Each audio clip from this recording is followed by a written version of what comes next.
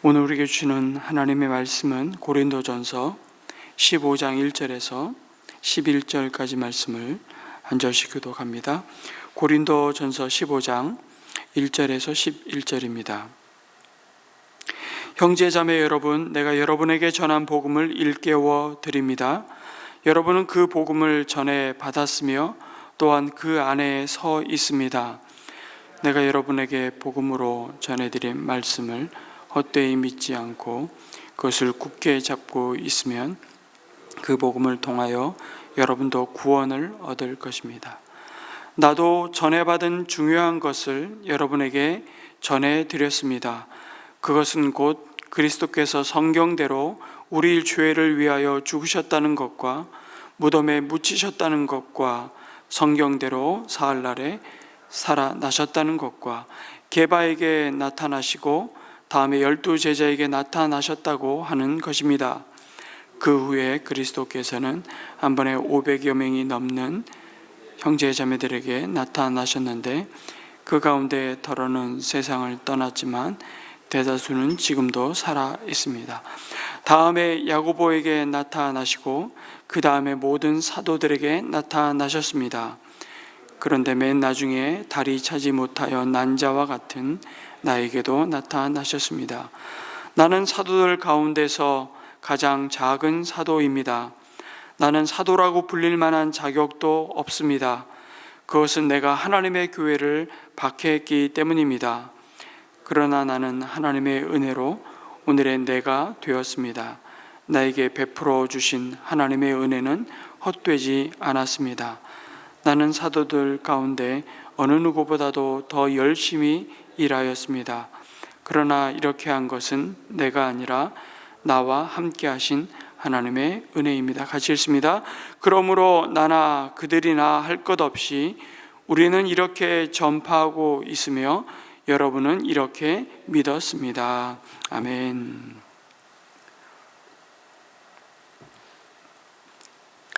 여러분, 고린도전서 15장에서 사도 바울은 고린도 교회 성도들에게 전한 복음을 다시 일깨운다고 말씀합니다. 그러면서 자신이 전한 복음의 말씀 위에 굳건히 서 있으라고 권면하죠.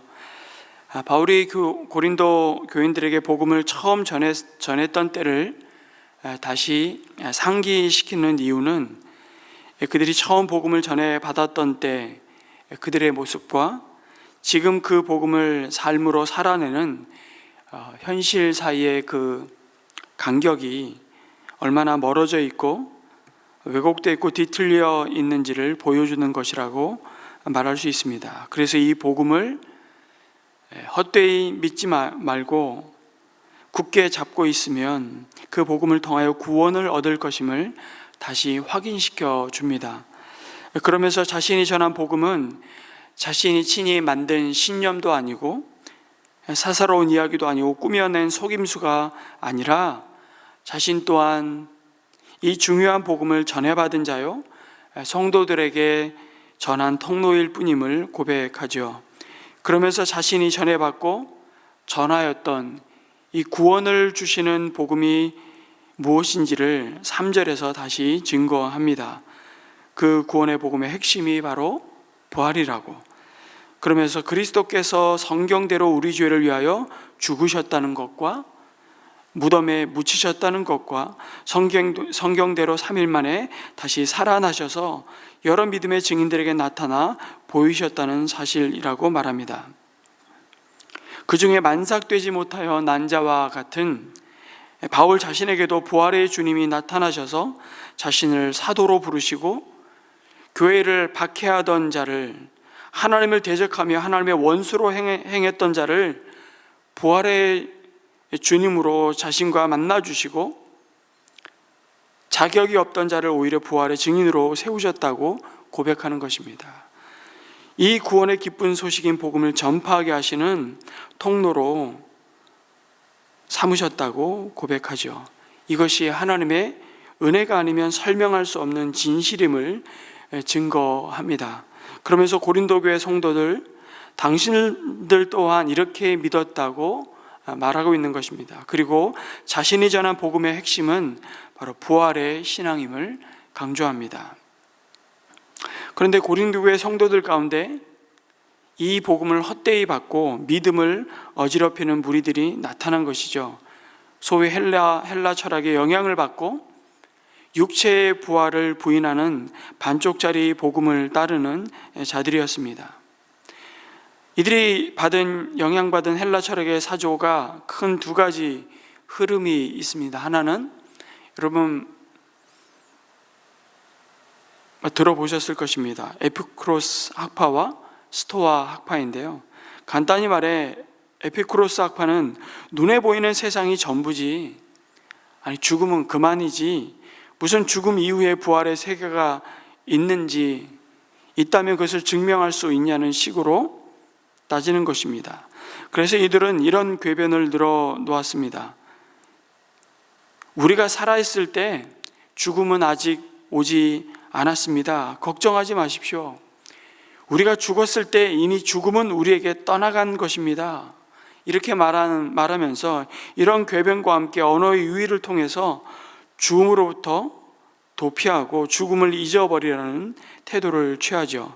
그러면서 죽음을 생각하지 말고 오늘 하루를 즐기자는 쾌락주의가 바로 에피쿠로스 학파의 주장이었던 것입니다. 이 세상이 전부다. 이 세상에 삶뿐이 없다. 죽음에 대해 걱정하지 말고 다만 오늘을 즐기는 것이 인생이 누릴 행복이라고 주장하는 것입니다. 그런가 하면 스토아 학파 같은 경우는 반대로 죽음을 매우 진지하게 받아들였습니다. 그리고 그 죽음은 우리가 비로소 육체의 감옥을 벗어나는, 육체의 구속으로부터 노임받아 신에게 연합하는 순간이라고 주장했죠. 이들은 인간이 죽은 후에 그 영혼은 영원히 살아있다고 믿는 영혼 불멸설을 주장하면서 육체는 없어진다고 가르쳤습니다. 한마디로 헬라 철학자들은 영혼만을 높여놓고 육체를 완전히 무시해 버렸던 것입니다.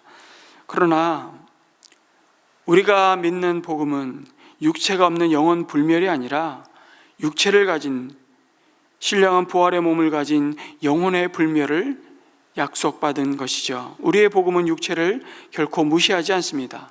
비록 이 땅에서는 병들고 배고픔을 느끼는 한계를 지닌 육체이지만 여전히 하나님의 형상을 따라 지음받은 아주 소중한 존귀한 존재이고, 이미 우리 몸을 성령 하나님은 자신의 성전 삼으시고 함께 거주하셔서 다스리고 계십니다.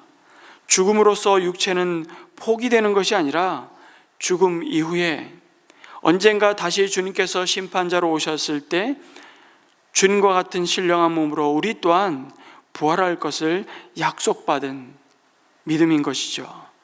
부활을 믿는 것입니다. 그리고 이 믿음의 기초는 예수 그리스도의 부활하심에 있다는 이 역사적인 사실을 증거하고 있는 것입니다. 그러므로 사도 바울은 고린도 교회 성도들의 이러한 잘못된 믿음을 바로 세우고자 소위 부활장이라고 부르는 이 고린도전서 15장을 58절에 걸쳐 증거합니다. 2000년 교회의 역사 속에 그럼에도 이 부활의 믿음은 끊임없이 논란과 공격의 대상이었죠. 또한 사람들에게 믿음의 세계로 들어오지 못하는 커다란 장벽이었습니다. 왜냐하면 그것은 인간의 이성과 아무리 과학이 발달된 시대를 살아도, 그리고 자연의 법칙을 초월하는 진리이기 때문입니다. 더군다나 헬라 철학으로 무장된 도시국가의 번영을 누리면서 말씀드린 에피쿠로스 학파라든지 스토아 학파의 가르침은 부활에 대한 믿음은 한낱 허황되고 어리석은 사상에 지나지 않았다고 믿은 것입니다. 사도행전 17장에 보면 사도 바울이 아테네 도시를 방문하여서 아레오바고 광장에서 헬라 철학자들에게 복음을 전하는 장면이 나옵니다. 복음을 전하는데 예수님의 부활에 대해서 철학자들은 조롱하며 이해가 안 된다고, 나중에 다시 설명해 달라고 사실상 거부하며 돌아서는 반응을 보이죠. 왜냐하면 당시 헬라 철학의 분위기가 부활을 전혀 받아들이지 못했기 때문이었습니다. 그리고 그 영향이 고린도 교회 성도들에게도 여전히 깊이 그 영향이 미치고 있었던 것입니다.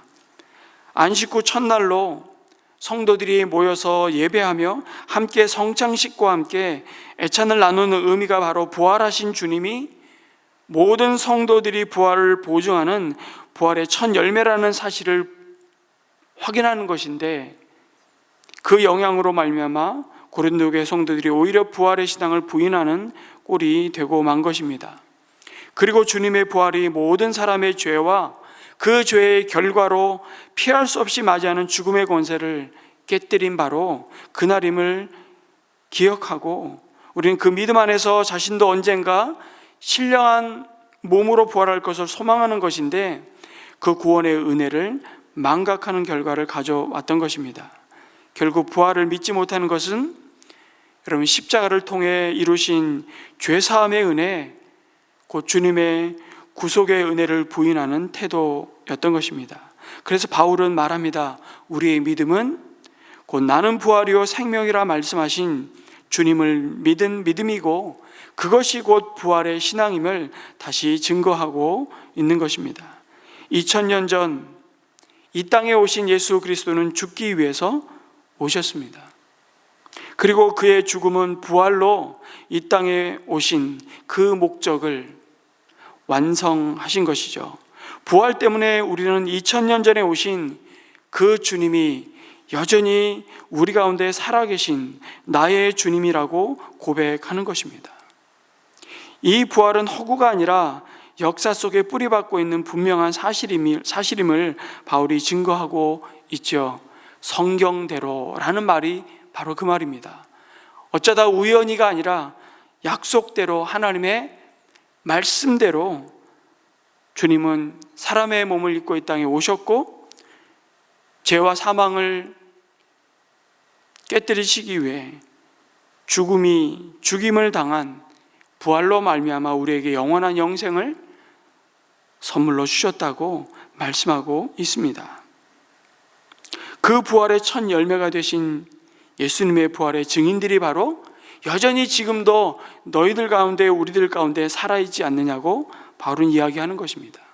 게바를 비롯한 12제자와 500여 명이 넘는 형제자매들이 여전히 대부분 우리 가운데 살아있어서 그 부활을 증거하고 있다고 말하죠.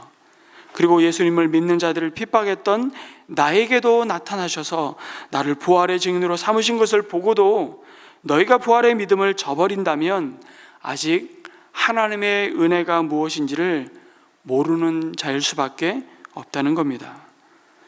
여러분, 그럼에도 믿지 못하겠다는 사람은 여전히 믿지 못하는 겁니다. 그래서 부활의 믿음을 받아들이는 것은 처음부터 끝까지 사실은 은혜입니다. 여러분, 사실을 사실대로 믿는 것이 신앙이죠. 그런데 사실이 아닌 것을 사실처럼 착각하고 믿는 것이 미신입니다. 분명한 사실임에도 불구하고 그 사실을 안 믿는 것이 불신입니다. 그래서 성도는 바로 예수 그리스도의 부활이 사실인 것을 믿는 자를 가리키는 것이죠. 그러나 참 이성적으로 납득시킬 수 없는 진리입니다. 그러기에 부활의 신앙은 은혜입니다. 내가 믿었으나 그 믿음이 그것을 알게 하신 분이 하나님이심을 고백하지 않을 수 없는 것입니다. 베드로가 주는 그리스도시여 살아계신 하나님의 아들입니다, 이렇게 고백했을 때, 그때 예수님은 그 베드로를 바라보시며 그 고백을 하게 한 자는 하늘에 계신 하나님 아버지라고, 육신의 베드로가 한 것이 아니라고 말씀하지 않습니까? 어느 설문조사를 하면서 글을 읽다 보니까 이런 내용이 나오더라고요. 부모들이 대답하기 가장 힘들어하는 질문이 무엇인지를 압니까? 한 3살에서 5살 어린아이들에게 부모님들이 대답하기 가장 힘들어하는 질문, 엄마 아빠가 가장 어쩌면 싫어하는 질문은 긴 여행 중에 묻는 말이라고 합니다. 아빠, 집에 도착하려면 얼마나 더 가야 해? 차라리 수학이나 성에 관한 난감한 질문이 낫다고. 제발 부모에게 아빠 얼마나 더 걸려요? 라는 질문은 하지 말라고. 그것은 대답하기 불가능한 질문이라고. 아이들의 머릿속에는 시간과 거리 개념이 전혀 없는 아이에게 어떻게 그 시간과 거리에 대해 말할 수 있겠는가? 어린아이들의 세계에는 즐겁게도 거리 표지판이나 시계가 없기 때문이라고 이야기하는 것이죠. 그렇다면 어떻게 대답해야 할까? 그래서 대부분의 부모들은 놀라운 창의력을 발휘한답니다. 아이들이 좋아하는 애니메이션을 가지고 내가 인어공주를 3번 볼 정도만 가면 돼.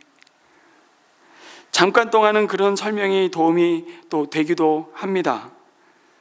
그런데 얼마 가지 않아 곧 아이들은 다시 또 물어오기 시작하죠.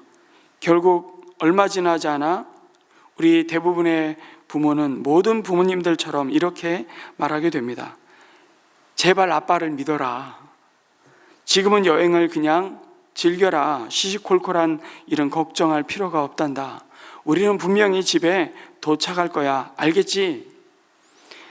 우리의 미숙한 마음과 생각으로는 영원을 이해하기 어렵습니다. 우리에게는 공간과 시간의 제약을 받지 않는 그 하나님의 나라를 제대로 파악할 수 있는 능력이 없습니다. 그리스도께서 다시 오실 때 어떤 일들이 일어날지 구체적으로 정확히 알 수는 없지만 그분이 언젠가 다시 오시고 우리가 그분과 함께 영원히 영광스러운 부활의 몸으로 살 수 있다는 사실을 믿는 믿음이 그래서 놀라운 일 아닌가.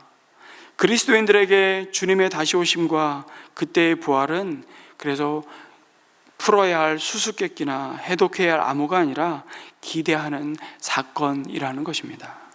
성도 여러분, 예수님은 부활하셨습니다. 그리고 지금도 살아계십니다. 우리와 함께 하십니다. 이 부활을 확신하고 우리도 주님처럼 반드시 부활하게 될 것이라는 것을 믿는 자들은 그래서 더 이상 죽음이 두렵지 않습니다. 그리고 더 이상 욕망을 따라 살지 않고 부활을 소망하며 이 인생의 나그네 길을, 순례의 길을 살아가게 되는 것이죠.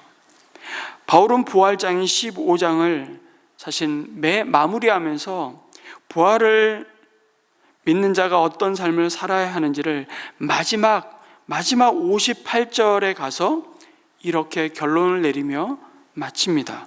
그러므로 형제들아, 견실하며 흔들리지 말고 항상 주의 일에 더욱 힘쓰는 자들이 되라. 이는 너희 수고가 주 안에서 헛되지 않은 줄을 알미라. 여러분, 잘못된 종말론에 사로잡힌 자들은 어차피 주님 재림하실 텐데 지금 사는 것이 무슨 의미가 있나, 이렇게 해서 현재를 손 놓게 되죠. 데살로니가 교회 가운데 그런 무리들이 있었습니다. 그런데 그들을 향해서 바울은 이렇게 권면했죠. 너희가 일하기 싫거든 먹지도 말라고. 바울은 58절에서 오히려 반대로 이야기하는 것입니다. 오히려 부활의 영광스러운 그 날을 소망 가운데 바라보는 믿음의 사람들아, 더 견실하고 흔들리지 말고 주의 일에 더욱 힘쓰는 자들이 되라고. 너희 수고가 주 안에서 결코 헛되지 않을 것이라고 말씀합니다. 몸의 부활을 믿는 자들은 오늘 우리에게 주신 이 하루를, 이 현재를 더 열심히 성실함으로 채워갈 수밖에 없다는 것이죠. 지나간 그 과거를 후회하며 원망하며 불평하는 것이 아니라 아직 오지 않은 내일을 두려워하며 염려하며 근심하며 두려움의 종으로 살아가는 것이 아니라 오늘 우리에게 허락한 이 하루를 주님이 주신 복된 날로 받아들이고 주의 일을 힘쓰는 자들이 되는 것이죠. 어차피 썩어질 몸이라고 생각하는 자들은 막 살다가 가도 되겠지만 우리의 몸은 영광스럽게 변화될 것이기에 조심하고 또 조심하며 이 몸으로 주의 일을 힘쓰는 자로 살아가야 하는 것이죠. 오늘 하루도 이 말씀을 붙들고 누가 보든 말든 관계없이 묵묵히 우리의 몸으로 더욱 나에게 맡겨주신 그 일이 주의 이름을 알고 주의 일에 힘쓰는 부활의 삶을 살아가시는 우리 모든 성도님들 되시기를 주님의 이름으로 축복합니다. 아멘. 우리 이 말씀을 붙들고 이렇게 한번 기도했으면 좋겠습니다.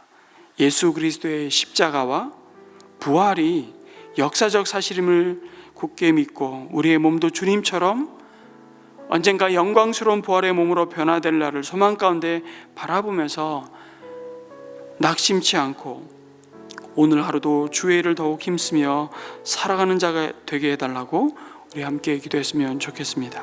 그리고 오늘 수요일은 이 나라와 이 민족을 위해서 또 열방을 위해서 기도하는 요일입니다.